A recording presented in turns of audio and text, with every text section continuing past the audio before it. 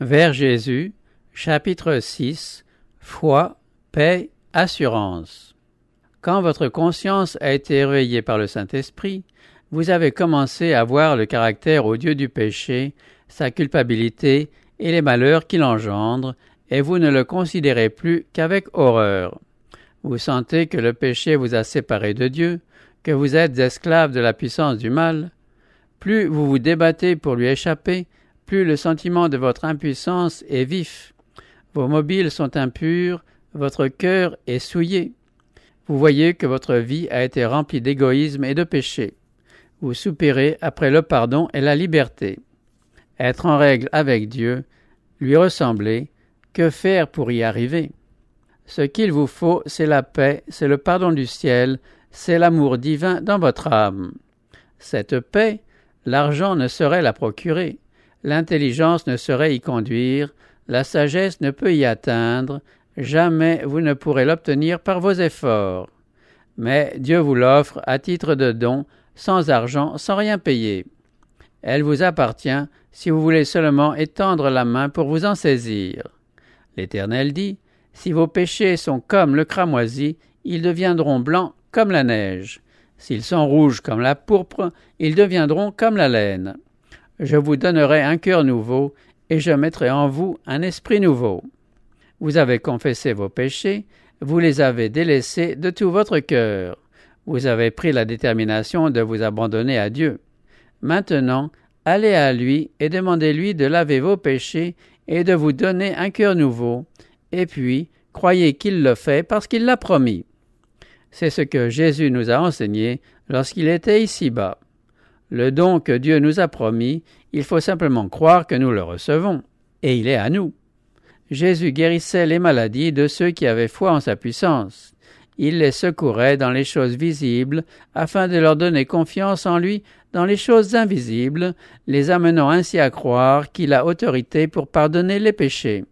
C'est là ce qu'il a déclaré en guérissant le paralytique. Afin que vous sachiez que le Fils de l'homme a sur la terre le pouvoir de pardonner les péchés, « Lève-toi, dit-il au paralytique, prends ton lit et va dans ta maison. » C'est aussi ce que dit l'apôtre Jean en parlant des miracles de Jésus-Christ.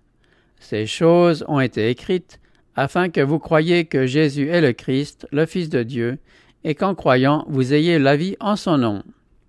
Le simple récit de la manière dont Jésus guérit le paralytique du réservoir de Bethesda peut nous aider à comprendre comment il faut croire en lui pour obtenir le pardon des péchés. Considérons cette histoire.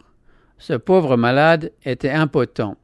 Il n'avait pas fait usage de ses jambes depuis 38 ans. Cependant, Jésus lui dit, « Lève-toi, prends ton lit et marche. » Le malade aurait pu dire, « Seigneur, si tu veux me guérir, j'obéirai à ta parole. » Mais non, il crut à la parole de Jésus. Il crut qu'il était guéri et aussitôt il agit en conséquence. Il voulut marcher et il marcha.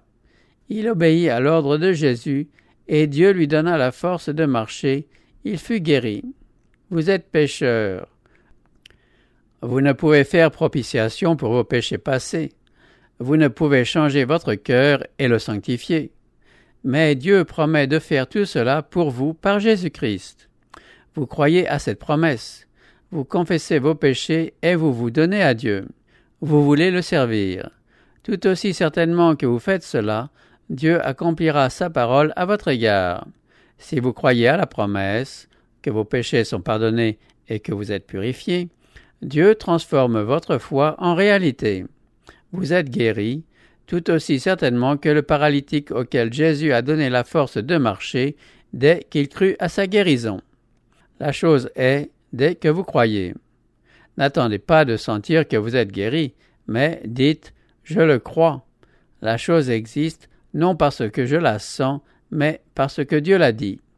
Jésus nous dit « Tout ce que vous demanderez en priant, croyez que vous l'avez reçu, et vous le verrez s'accomplir. » Mais une condition est liée à cette promesse. Notre requête doit être conforme à la volonté de Dieu. Or, c'est la volonté de Dieu de nous purifier de tout péché, de faire de nous ses enfants, de nous permettre de vivre saintement.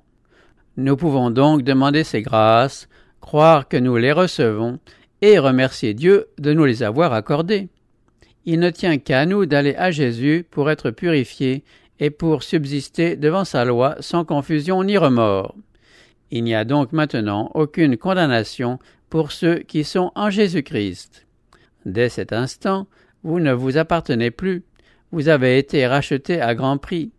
Ce n'est pas par des choses périssables, par de l'argent ou de l'or que vous avez été rachetés, mais par le sang précieux de Christ, comme d'un agneau sans défaut et sans tache. Par ce simple acte de foi en Dieu, le Saint-Esprit vous a engendré à une vie nouvelle. Vous êtes maintenant un membre de la famille divine, et Dieu vous aime comme il aime son Fils. Maintenant que vous vous êtes donné à Jésus, ne retournez pas en arrière, ne vous arrachez pas à son étreinte. Dites jour après jour, « Je suis au Christ, je me suis donné à lui. » Et demandez-lui son Saint-Esprit et sa grâce pour vous garder. C'est en vous donnant à Dieu et en croyant en lui que vous devenez son enfant. C'est de la même façon que vous devez vivre en lui.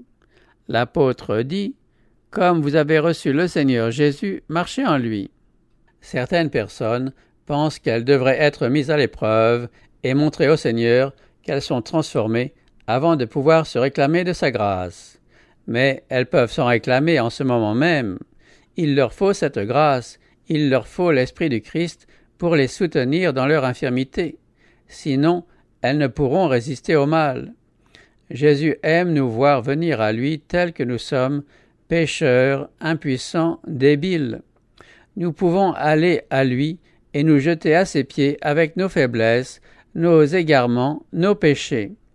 Il met sa gloire à nous combler de son amour, à panser nos blessures et à nous purifier de toute impureté.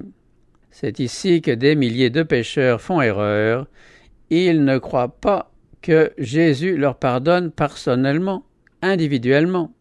Ils ne prennent pas Dieu au mot. Tous ceux qui se soumettent au Seigneur peuvent savoir positivement que le pardon de tous leurs péchés leur est gratuitement accordé. Mettez de côté la pensée injuste que les promesses de Dieu ne vous concernent pas.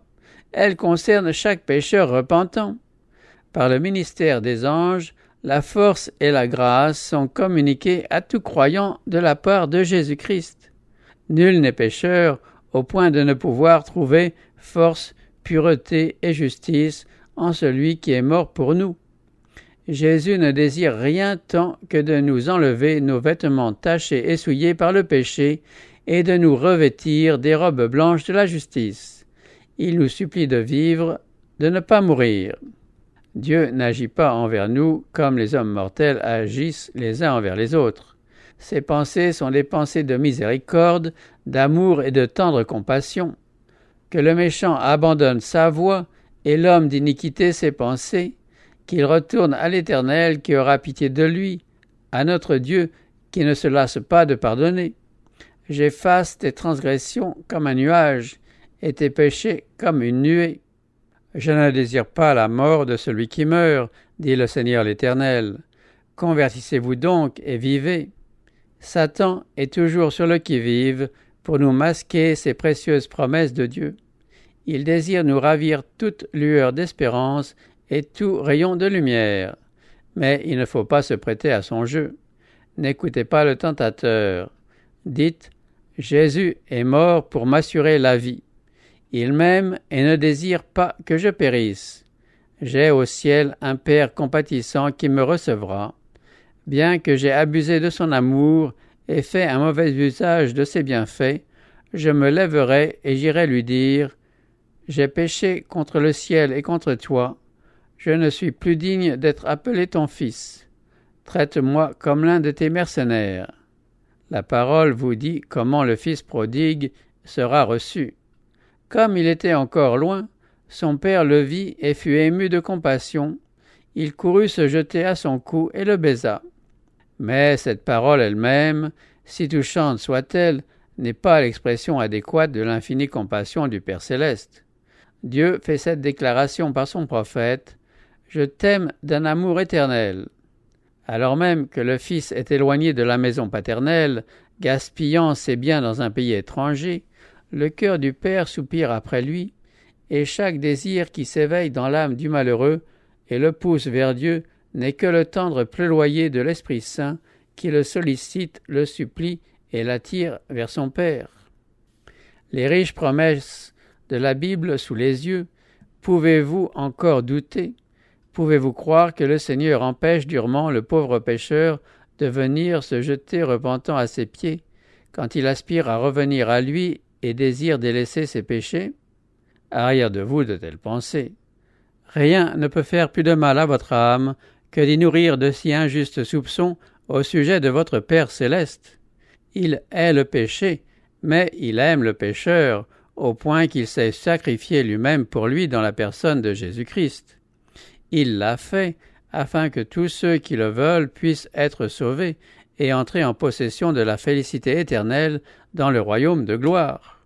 Quel langage plus fort et plus tendre aurait-il pu employer pour exprimer son amour envers nous? Voici ces paroles. Une femme oublie-t-elle l'enfant qu'elle allait? N'a-t-elle pas pitié du fruit de ses entrailles? Quand elle l'oublierait, moi je ne t'oublierai point. Élevez vos regards, vous qui doutez et qui tremblez, car Jésus vit et intercède pour vous. Remerciez Dieu pour le don de son cher Fils et demandez-lui qu'il ne soit pas mort pour vous en vain. L'Esprit vous invite aujourd'hui. Venez à Jésus de tout votre cœur et vous pourrez vous réclamer de sa grâce. En lisant les promesses divines, souvenez-vous qu'elles sont l'expression d'un amour et d'une compassion inexprimables. Le grand cœur de l'amour infini se penche irrésistiblement vers le pécheur. En lui, nous avons la rédemption par son sang, la rémission des péchés. Oui, croyez seulement que Dieu est votre secours. Il désire restaurer dans l'homme son image morale. Quand vous vous approcherez de lui par la confession et la repentance, il s'approchera de vous avec la miséricorde et le pardon.